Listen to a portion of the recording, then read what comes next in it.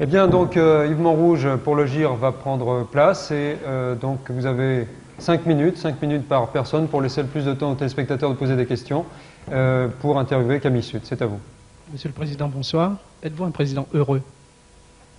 Très heureux. Parce que pour la première fois, les Réunionnais ont voté pour eux. Ils se sont mis eux-mêmes au pouvoir et c'est une journée historique. Après les résultats de dimanche dernier, 22 mars, avez-vous souhaité franchement d'être président du Conseil régional? Est-ce que j'avais le choix? J'ai toujours assumé mes responsabilités, je les assumerai encore aujourd'hui. Je vais vous dire quelque chose, c'est entièrement subjectif, hein, Ouais. C'est mon avis, c'est mon impression.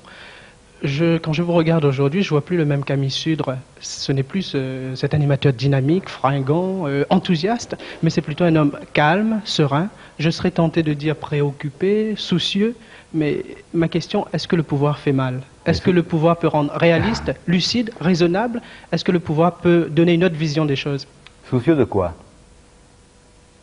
C'est vous qui avez l'air soucieux. Oh non, Nous, pas au du contraire, tout. tout va bien. Tout va bien.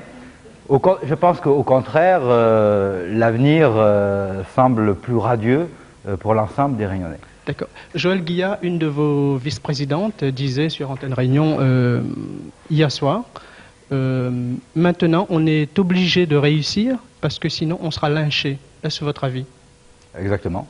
Parce que les Réunionnais, enfin les Français en général, eh bien, ils en ont marre des promesses qui ne sont pas tenues. Alors nous, on a dit, on vous fait les promesses, mais on vous met même la date à laquelle on devra vous rendre des comptes. Et déjà, votre première promesse, remettre à la télévision, elle a déjà été tenue. C'est pas mal. J'ai vu Le premier jour, on tient notre promesse. Est-ce que vous avez déjà vu ça avant? J'ai vu, monsieur. Est-ce que vous avez déjà vu ça avant? Ça, c'est la plus facile des promesses, mais est-ce que Ah bon? Est-ce que vous avez vu d'autres hommes politiques tenir leurs promesses facilement comme ça? Ça, c'est déjà un point. Mais sur le reste, vous avez parlé de l'emploi et du logement. Mais en fait, qu'est-ce qu'on a dit sur l'emploi? Ce sont des. Vous avez dit en fait, vous parlez de l'État et je rejoins un peu la question d'Yves Montrouge. Sur quoi les gens vont pouvoir vous juger? Vos engagements à vous, qui ne dépendent pas de l'État? Sur 3 points. Le premier point, vous l'avez dit. La télévision. Déjà tenu. Bon, ça vous fera un concurrent de plus. Tant mieux. Enfin, vous allez peut-être disparaître. Ça aussi, on en reparlera.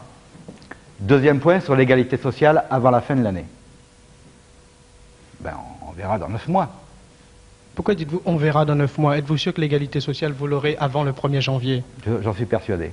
Parce que le gouvernement ne peut pas faire autrement. Quel contenu donnez-vous à l'égalité sociale? L'égalité des droits. C'est-à-dire qu'il est... Les Au mêmes nom de allocations quoi familiales, par exemple, toutes pour les familles prestations sociales, tous les droits sociaux, autrement dit. Allez-vous demander, par exemple, si vous demandez les mêmes allocations familiales pour les familles réunionnaises comme en métropole, allez-vous demander également à de nombreuses familles réunionnaises, défavorisées, de payer la cantine scolaire?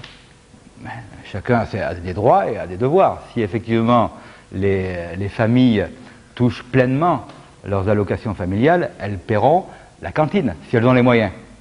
D'accord? Mais elles seront gagnantes. Hein, si elles touchent 1000 francs de plus d'allocation familiale et que la cantine coûte 200 francs, elles paieront 200 francs de cantine. Autrement dit, on dit aux Réunionnais, vous allez maintenant vous-même gérer vos allocations familiales. Et ça ne sera pas géré par quelqu'un d'autre. Voilà. Pour moi, c'est rendre responsables les Réunionnais. Et vous demandez également l'égalité sociale, enfin l'égalité des salaires pour les fonctionnaires de la Réunion comme en métropole? Pour les fonctionnaires, c'est un avantage acquis. Ah bon, ben je dis, bon, il n'y a pas égalité. C'est un avantage acquis. Maintenant, pour les Réunionnais, il est tout à fait anormal qu'en 1992, les Réunionnais n'aient pas encore les mêmes droits. Je reviens un petit peu sur la télévision. Que pensez-vous de la réaction des frères Virapoulet qui demandent la légalisation de Téléfreedom? Les frères Virapoulet, c'est un petit peu des caméléons, je dirais. C'est-à-dire, un jour c'est bon, un jour c'est pas bon, un jour ils sont pour, un jour ils sont contre. Alors, M. Virapoulet, avant, il était pour nous, au moment des casseroles, il était contre nous, un an après, il était pour nous, après la saisie des émetteurs, il était contre nous, et maintenant, il est pour nous. N'est-ce pas un petit peu l'attitude de tous les élus, des élus en général? Oui, c'est un sentiment qui est bien partagé par l'ensemble de la classe politique. D'accord.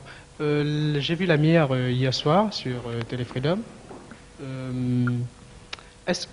Mais le CSA, le Conseil supérieur de l'audiovisuel, ne vous a toujours pas donné l'autorisation d'émettre.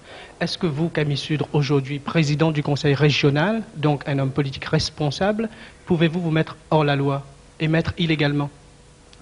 Vous avez dit, vous parlez au président du Conseil régional. Alors le président du Conseil régional vous répond.